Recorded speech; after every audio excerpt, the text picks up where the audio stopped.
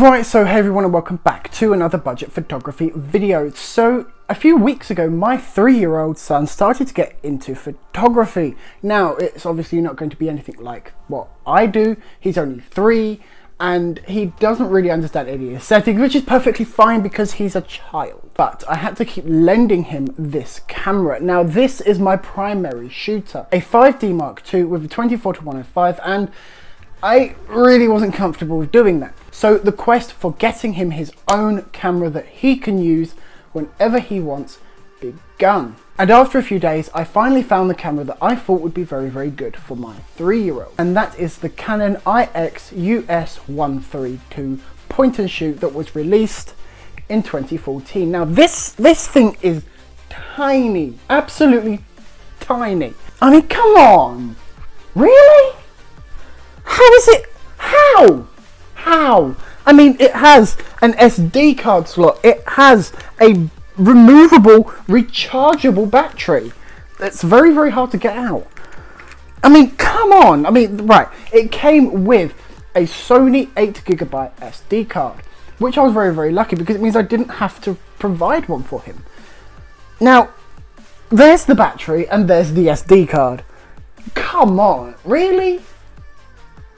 That's just tiny. Now, for a 3-year-old, this kind of thing is actually probably even a little bit overkill. It has 16 megapixels, an ISO range of 100 to 1600. It can shoot 720p, so not even HD video, which isn't very good. And the 720p itself is not very good. I've had a play around with the camera itself, and for an actual point and shoot it's very good, but for someone like me this is the worst thing ever. It's got a little tiny look at that lens. I mean, let's zoom in. Now it does have 8 times optical zoom. Now you can zoom in more than that, up to 32 times, but that is purely digital, which I would strongly recommend you not doing, because at 16 megapixels, you're really not gonna get the best quality because, well, digital zoom is never very good anyway, but even with 16 megapixels, you're just... It doesn't have a touchscreen, it doesn't have GPS, it doesn't have Wi-Fi or any of the mod cons that most cameras or phone cameras have today. It is just a simple point and shoot, and that's the name of it. It's a point and shoot, and it's actually okay for the price. I paid £25 for this little thing, so I'm not really bothered if my son breaks it. Image quality from this camera isn't the best, but it has got only 16 megapixels, so you get really what you pay for. Now this camera was released back in 2014, so now it is a very old little camera, and it doesn't support raw pictures, so you get no playing with the image. It is simply a JPEG image. You do have some small controls over the exposure with certain scene detections and exposure controls, but that's literally it.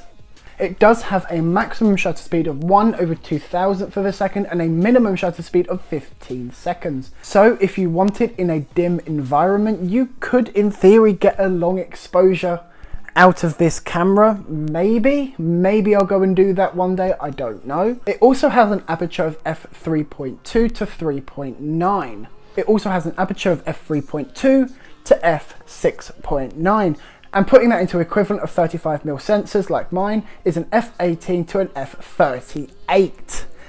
So as you can see, it doesn't actually have a viewfinder. You have a back 2.7-inch screen. It also has a focal length of 28 to 244 millimeters, which is actually quite wide to very telephoto. 28 millimeters is not too bad. What you're viewing right now is 24 millimeters at full frame equivalent. It has a crop size of 5.62, which is a big crop, but bearing in mind this is such a small camera, and will have a really small sensor. Now it does have a bigger sensor obviously than your phone, but that's still not a very big sensor. So low light in this camera is never going to be very good, and believe me, it really isn't. So I would try your best to avoid using this camera in low light unless you are going to use the inbuilt flash. But even then, I would not recommend flash, because flash photography for me, in my experience and my opinion, is just horrible. Yes, you heard it. Flash photography is horrible. Don't like it, don't agree, that's fine, but that's my opinion. I don't like flashes, and I will not use them unless I absolutely have to. And that is a very rare case. I think I've only ever used a flash twice in my career. So in a nutshell, would I recommend the Canon IX-US? Yes, actually, in 2020. If you just want a picture camera that will have better quality than your mobile phone, yes. The pictures on here, when you have perfect lighting, the pictures from this camera can be very good.